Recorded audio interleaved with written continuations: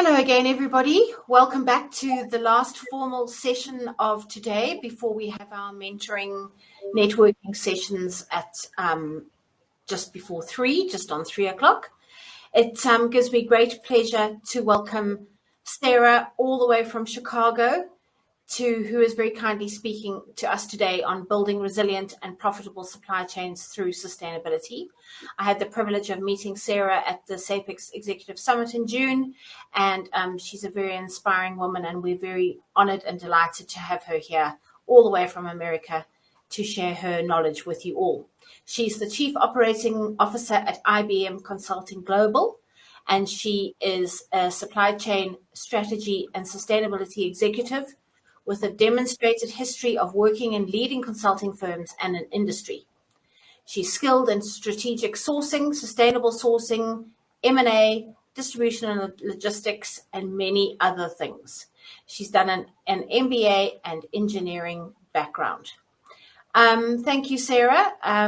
Over to you. Please engage as you have been doing all today so wonderfully, and we're very grateful. Sarah will ask a poll question, and you're welcome to put that in the discuss button.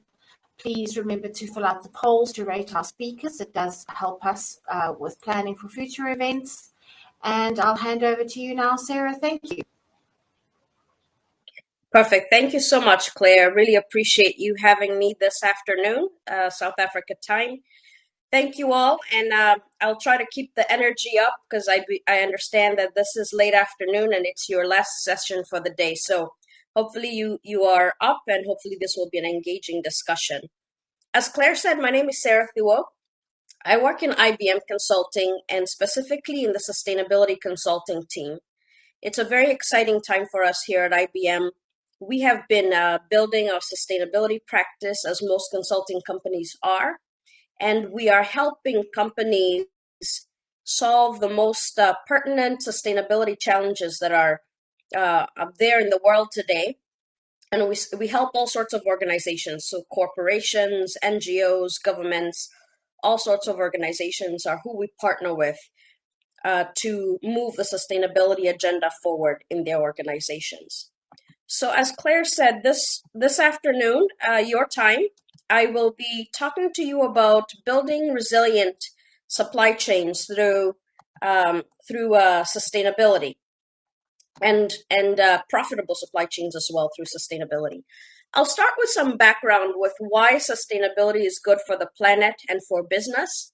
I think as we go through our day-to-day jobs, we're finding this is a conversation we don't always have to have, but there are always skeptics in the room. And so I always want to start with this slide to show people why it's urgent that we act and why it's important that we don't take our eyes off the prize. The first very key imperative is climate change. I think everyone is familiar with what has been happening in Pakistan, for example, in the last 2 weeks. With immense flooding that has displaced many, many people.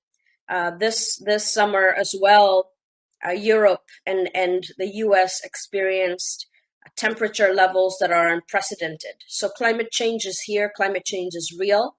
It's changing the way we do things. It's changing supply chains in a very drastic way. There are rivers, for example, in Europe that are now dried up where ships that were carrying goods can no longer go through. So climate change is a very real issue that we need to address. And, we follow the Paris Climate Change Accord, where we're trying to reduce the temperature by 1.5% by 2100. And so that's one of the big challenges. The second challenge that we're trying to help our clients address is carbon tunnel vision. So whereas looking at climate change in general is great, and having net zero goals is certainly the first place to start, we always try to help our clients understand that sustainability is much larger than carbon, right? It's much larger than just the environment. It's about social well-being. It's about making sure that there's strong governance. It's about, even in climate action, it's making sure that those who are most vulnerable among us are protected. So it's a much more holistic view of sustainability than just thinking about how to reduce your emissions. Thirdly, a lot of our clients are struggling with customer demands, right? Consumers really want a lot of goods today that are certified as sustainable. They want to see traceability in their products.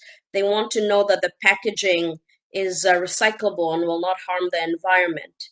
They want to know that the nutrition of what they're getting to eat, if it's food is good for them and good for the environment. Then we have waste management. Waste is a huge issue. Waste is something that most companies are dealing with today, whether they're food companies, whether they are even companies like IBM. Figuring out how to reduce waste and figuring out how to increase circularity is top of mind. And lastly is human imperatives. I talked about the social aspect of sustainability. But right now we are consuming at a rate that is not sustainable globally. We're consuming at a rate that we cannot keep up. Our children will not have enough if we continue consuming at 1.75 times the Earth's capacity. So all these are the challenges that we need to deal with, that we're trying to deal with urgently, and that I believe we at IBM are uniquely positioned to address with our technology and our services. So moving on, supply chains really are the key to creating a sustainable world. I think most people know that 50 to 85% of ESG impacts and waste streams happen in the supply chain. Almost 90%, depending on your industry, 66 to 90% of scope 3 emissions are in the supply chain. And a lot of the data that's needed to measure ESG performance, ESG steering, and ESG impact happen in the supply chain.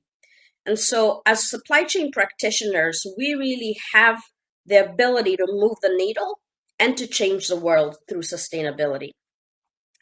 At IBM, we believe sustainable supply chains should be responsible, they should be equitable, and they should be viable. You'll see on this page how we look at those three aspects put together. And in the middle of it is sustainable impact. When you focus on people, planet, and profit, we believe what you have is sustainable impact. And we have aligned each of our goals, each of those three key goals, to the UN SDGs.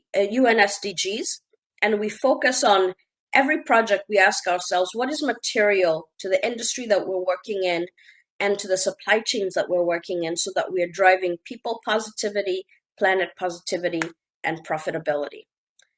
We have 5 key offerings when it comes to turning sustainability ambition into action. So we help clients with sustainable supply chain and circularity. We help with decarbonization and clean energy. So we're helping the city of Copenhagen, for example, turn their 3,000 buildings that they own into renewable energy consuming buildings. And so we manage their platform for clean energy, for renewables energy. We help them manage their grid. We help with sustainable finance and ESG reporting. This is becoming a very big topic, especially as more and more regulations come up in the EU, in the US, and many other geos that are demanding not just climate action reporting, but also social reporting. I think of the German Supply Chain Due Diligence Act, for example, where they are mandating that companies look and show that they're looking and have due diligence into human rights risks imperatives in their supply chains. We also help with climate risk assessment and adaptation. We've talked about the fact that our world is changing very quickly because of climate change. And so we help businesses, governments, NGOs understand what is the risk associated with climate in the specific geos they're in, and how do they adapt to what is happening. This is huge, for example, for the insurance industry, where everything has been upended. Old models that could predict risk no longer apply, And so there are whole models that are being built to understand what is the climate risk going forward. IBM own an asset called the Weather Company, which is used by most companies in the world really to predict weather. And so we use that intelligence combined with our AI to create predictive models of what will happen in the future. And we also help with responsible computing and green IT. So if you think of the big data centers and how to make sure that we're being carbon responsible in those very big buildings, as well as that our computing is responsible. We had a speaker at the SAPIX conference this past summer in June who was talking about AI and ethical AI. That's part of what we help companies with in responsible computing, making sure that we are building our technology responsibly and that we are ethical in the way we're doing our computing. So what I wanted to focus on today really was an IBV study. We have a part of our company called IBV, the Institute for Business Value. It's our research arm in IBM. And in 2021, we collected responses from a bunch of CXOs from around the world about sustainability. We just wanted to get a pulse on sustainability from our CXOs around the globe. The good news is most of them had set net zero goals with an average target date of 2044. If you ask me, that's not an ideal date for net zero. But the good news is a lot of them have set goals and at least have in their purview what net zero means and when they can achieve net zero. However, when we dug a little deeper, we saw that only 35% of them had taken action on sustainability strategy. A lot of them have said, if you look at the 29% and the 34% on this page, some of them said we have an execution plan and have taken steps to transform.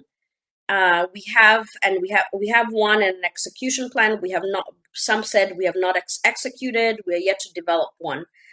So very few, only 6% said they had executed a strategy. They had fully executed a strategy and implementation plan. So this kind of worried us, and we thought to ourselves, why is that? Why is it that a lot of companies understand why they need to make changes, and they do have goals to make changes, but very few of them are actually executing? And so I was curious whether any of you have any idea why this would be. Why is it that some companies do see that there is a need for change, but do not take action on the change? Any ideas?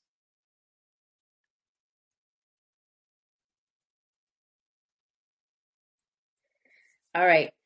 Claire, I don't know whether you can see anything coming through, but I don't see anything coming through, and I can.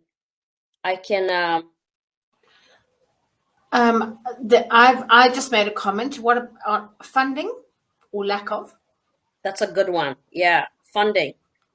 So do they actually believe it, and are they putting money towards it as an urgent cause? For sure. Yeah. Yeah.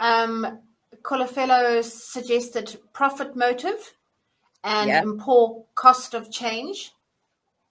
That's a big one. Right? What is the cost of change? Yeah, absolutely. So yeah, we did want to address what is that elephant in the room, right? And what our survey said is most CXOs really are unclear on the ROI. So very similar to what was said about cost of change and what will happen.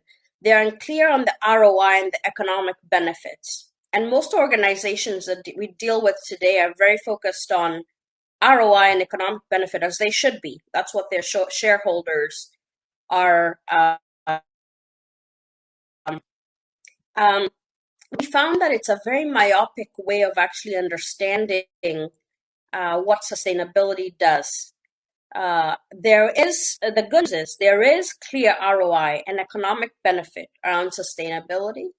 I think it's just not always well articulated or well understood. So when we looked at our pool of companies that had answered our survey, we looked at what they had been doing, and we actually compared their financial results to one another. And what we banded them into four buckets based on their commitments, based on their actions, and based on what they were saying about sustainability. So the four buckets that we created are transformation trailblazers. So these are companies that have strong sustainability commitment. They're effective in driving sustainability, and they have sustainability integrated into their digital strategy and really into their operations strategy. Then we have a sustainability strivers who are really well motivated, they're committed, but they're not executing well. They have limited alignment in their sustainability agenda to their digital strategy. They're not able to measure outcomes, and they haven't implemented a lot of what they're saying they want to do well. Then we have the execution stragglers and the commitment sideliners. The stragglers are really not here nor there, and the commitment sideliners really were not bought in to sustainability at large. And it was interesting what we found about the transformation trailblazers. Number one, they leverage sustainability as a catalyst for transformation. A lot of companies are figuring out that sustainability is a great differentiator in the consumer's market. And so they're leveraging it as a catalyst for transformation as a business. They tap into the potential for emerging technologies and data. They embed sustainability in operations of their larger organization, and they have broad CXO level involvement and responsibility for sustainability. They collaborate with their ecosystem partners, including their suppliers and technology partners, and they have a really high level of engagement with employees and their customers. So what did we find? That these transformation trailblazers actually outperform all their peers. If you look at the revenue growth in the 4 years that we looked at, as well as the profitability in this same time period, the transformation trailblazers really outperformed every single company that we had compared them to. Secondly, their outperformance was consistent even in periods of very high turmoil. So if you look at 2020 and the first half of 2021, this is when we were in the throes of the pandemic. And if you look at the dark green line, which is the top line, you'll see that consistently between 2019, 2020, and 2021, when the world was in turmoil, the difference between the dark green line and all the other groups of companies that we have is actually broadens in times of crisis. They're more resilient, and they're able to do better in times of crisis. They're also really doing well in relation to their carbon reduction performance. So this is not surprising, given that they are looking at sustainability with a very specific lens, but they perform 55% better than the index compared to the sustainability strivers, the stragglers, and the sideliners. They do much better in terms of carbon reduction. I think I mentioned this already, they're working really well with their ecosystem partners. So one of my colleagues said not a long time ago that we really will not be saved in this struggle for sustainability.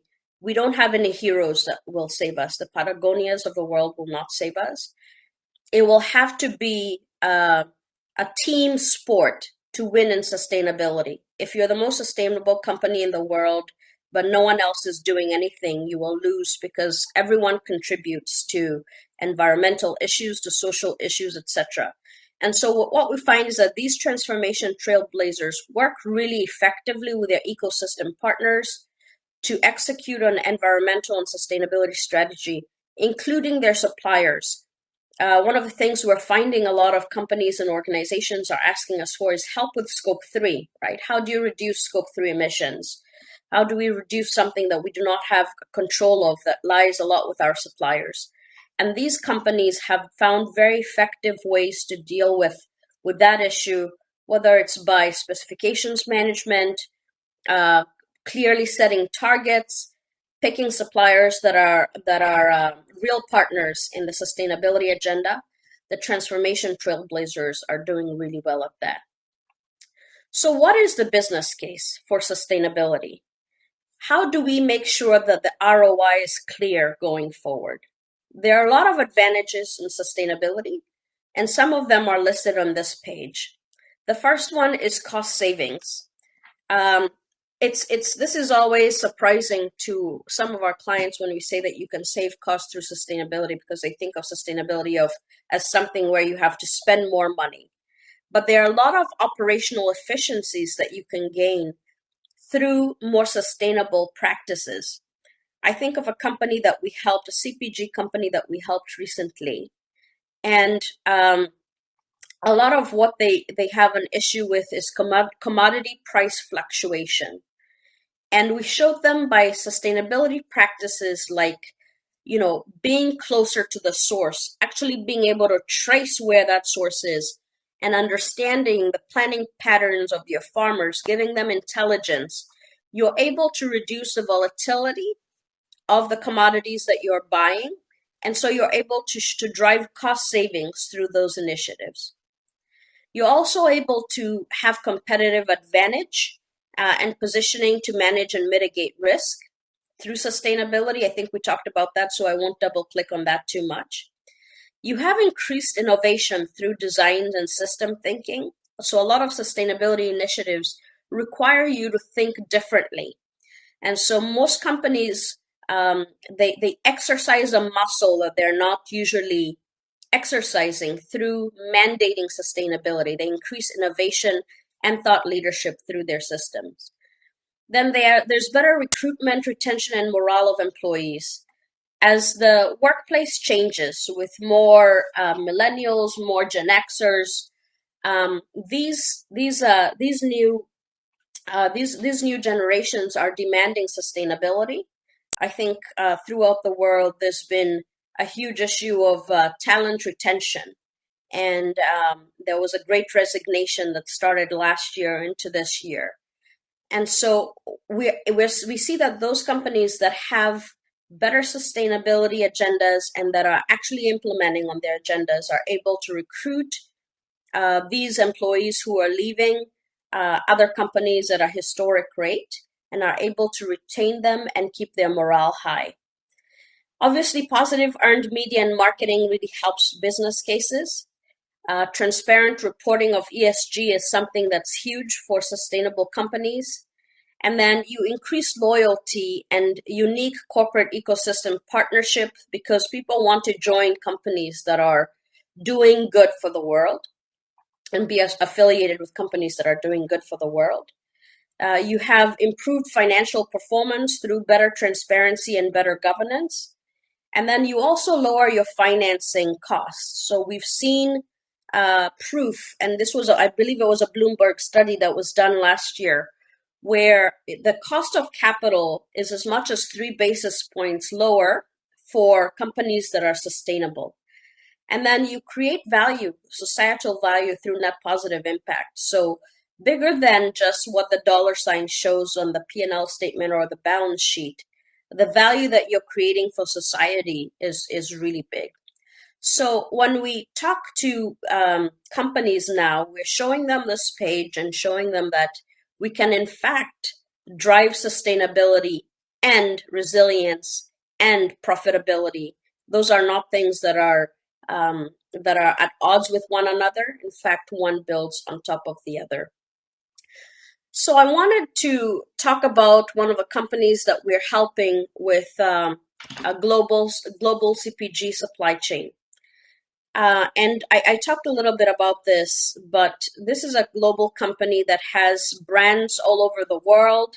They sell globally, whether it's in EMEA, the US, or the Americas, Asia Pac, etc. And they came to us because they really wanted a transparent supply chain. They were confused about how to give their customers sustainability at the shelf. This was really consumer driven.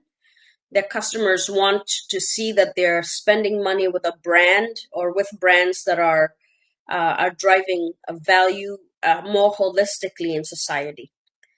And so we were able to demonstrate to this company that in 5 years, they could drive an incremental $1 billion worth of value through sustainability practices. And this was a company that has a revenue of $27 billion annually. So that's a big, big number for them. And we showed that we could help them with transparent supply in terms of supply chain, knowing where their inventory was at every single point, getting closer to their customer signals at the shelf. So giving their customers access to an app, for example, where they could scan a QR code and should be shown where the product journey of the product that they were looking at or looking to buy came from. Helping the customers have the ability to influence what happens at the source. So we've done this for a company called Farmer Connect, for example. We're able to give customers the ability to tip the farmer who grew the coffee beans in-app. And we're helping this company with something very similar. So getting them closer to the source and helping them contribute to a social impact a project that would benefit the source. We helped this company understand how they could reduce their inventory costs by having that signal from the customer so you know where your inventory should be, by having transparency through the supply chain so that you have live views of where your inventories are at every single point. And then you could reduce your cost of capital. As we talked about, you could reduce your capital by at least 3 basis points by showing companies that you're able to track inventory better, that you're able to have provenance and transparency over your inventory, etc. So we showed them the specific levers and level valuation that added up to the $1 billion, and I'm happy to say we're working with them right now in implementing this transparent supply chain, and it's already driving impact even beyond what we had imagined. As more and more regulations come up across the globe, it will be really important for companies to be able to show that they have a view of how to measure sustainability in their supply chains and how to measure sustainability holistically in their organization. So this was one of the first steps that we gave them to doing this. And they're being able to more quickly pivot when new regulations come and fulfill regulatory requirements because of what we have helped them build. So I think that was really all that I wanted to share with you. I've talked for a while, and so I'm hoping that we can open it up to questions and see whether there's anything I can answer for anyone. Thank you, Sarah. There was one more comment to your question of your poll, which I think was which is very important, which was lack of information for implementation, only concept information. And I think that's quite key. Very true. I agree with that. I think that we did see that a lot of companies do fail because of lack of digital integration. And that doesn't just mean internal digital integration, but also market data integration. And companies that are doing much better in sustainability understand where to get that information and have partnered with other companies that can bring them the data on what is the impact I can have by having more sustainable practices. So completely agree with that. I think that is certainly one of the big things that we have seen. But also, as I keep saying, you cannot go this alone. This is a journey that you cannot do alone. I think every day I wake up, there are new sustainability experts, and people think that this field is easy, but it's not easy. There's real science behind a lot of what is done, and there's real expertise to bring in and to make sure that you do have the right direction in the information that you're gathering. So yeah, absolutely. I see that as a key concern and something that can certainly be dealt with. Yeah. Right? Thank you. Linda has a question and then a comment. What are some of the key initiatives, programs, marketing case studies that we can leverage from to educate our clients, especially from a procurement perspective, as we compete with price competitiveness, since alternative energy proposals and transitions are still not appetizing due to cost-related implications? I'll finish with his comment as well. ESG start with me in capital letters thinking should be our motto. Companies can play catch up. They really are lagging and not integrating ESG into their strategies. That was just a thought of his. Got it. Yeah. So I encourage you to visit our website or ping me on LinkedIn. I'm happy to send you a couple of case studies on how to embed sustainability within procurement. I recently wrote a blog, and I'll just highlight some of the things that I said. So sustainability is really an imperative today in procurement. It's not nice to have. One of the things that many companies will start dealing with is the green premium, right?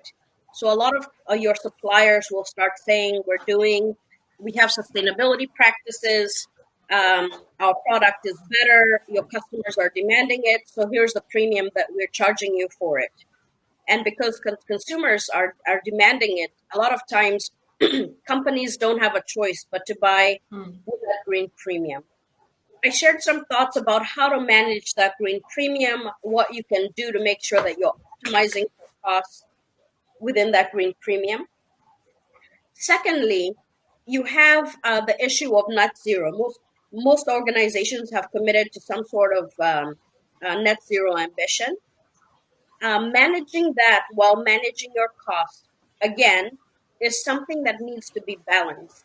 And so there are new tools that you need in your pocket as a procurement professional that do not exist today.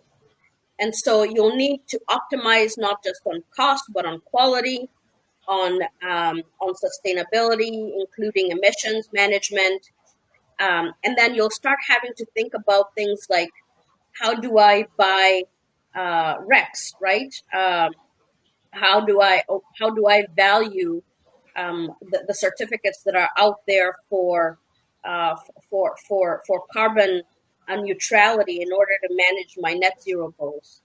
I think the procurement function is going to change a lot based on what is going on sustainability and the commitments many companies have had. So please ping me on LinkedIn. I'm happy to share some case studies as well as some thoughts on what we can do going forward as procurement professionals. Brilliant. Another question from Joy. What is your experience with sustainability of financial services? Yeah. So it's a broad question, right? But I think sustainability in financial services is mostly focused on sustainable finance. So, and that means equitable finance in many parts of the world. It means how do you finance the move to green? And then for their own companies, financial companies, a lot of what they're doing is trying to understand where do you invest in green bonds or in other things that moves the sustainability agenda forward. But I think the question is really good in the sense that sustainability looks very different in each industry, right? And whenever we talk about sustainability, we always think about CPG or other industries that are much closer to the consumer. But we need to think about sustainability in terms of materiality. In your own industry, how can you make an impact towards ESG goals? So in financial services, for example, I just talked about sustainable finance and sustainable capital. We just had a talk with HSBC, for example. They participated in our Think Forum in Boston, and they've partnered with us to create a platform where they are financing the green revolution, really. And we've created a platform where we're helping them with that platform for trading on green bonds and trading on a lot of other things that are new to the market. They see this as the next big frontier in their market.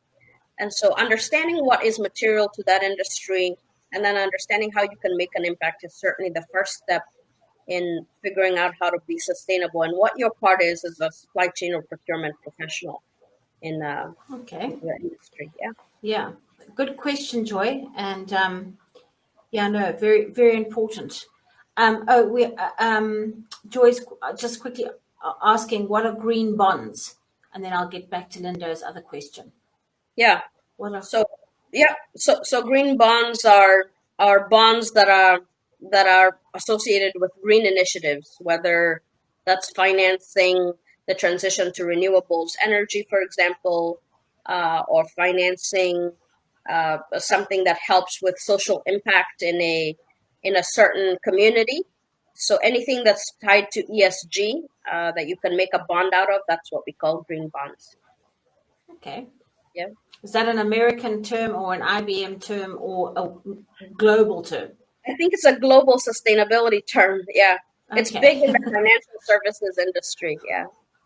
Okay. I was at the Economist Impact meeting in London earlier this year, and that was literally most of the discussion. It was around green bonds. Yeah.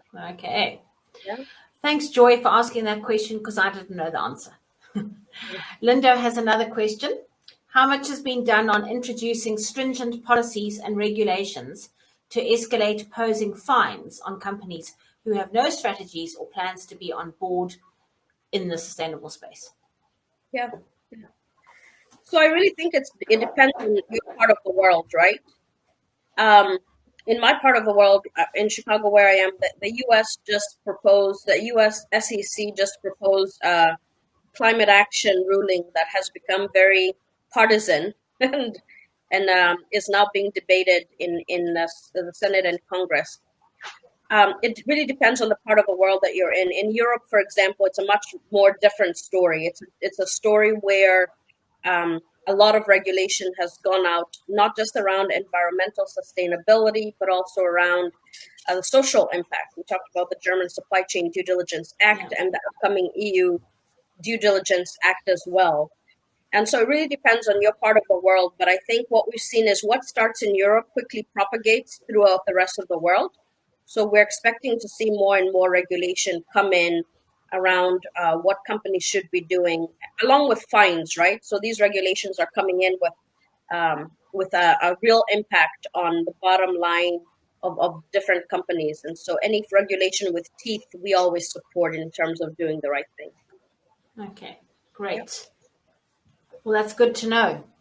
Any other questions or comments? Anybody else before we wrap up? Your timing is spot on, Sarah. Thank you. Wonderful. Great. I think that was a lot of good questions. Thank you, everybody, for your engagement. This should definitely be part of CEO scorecards. Absolutely agree on that. Absolutely. Brilliant. Well, thank you, Sarah, officially. And it must be just so amazing working for an organization that recognizes this absolutely vital topic. And good luck working with your clients. And they're very lucky to have you. And let's have some nice loud clapping for Sarah, please, all the way in Chicago. We love our noisy. Can you hear it? Thank you so much for having me. I really appreciate it, and I appreciate that SAPIX is really looking at the sustainability agenda. So thank you for having me do this. Pleasure. Thanks for supporting. Okay. Have a good one, everyone. Thank you, Sarah.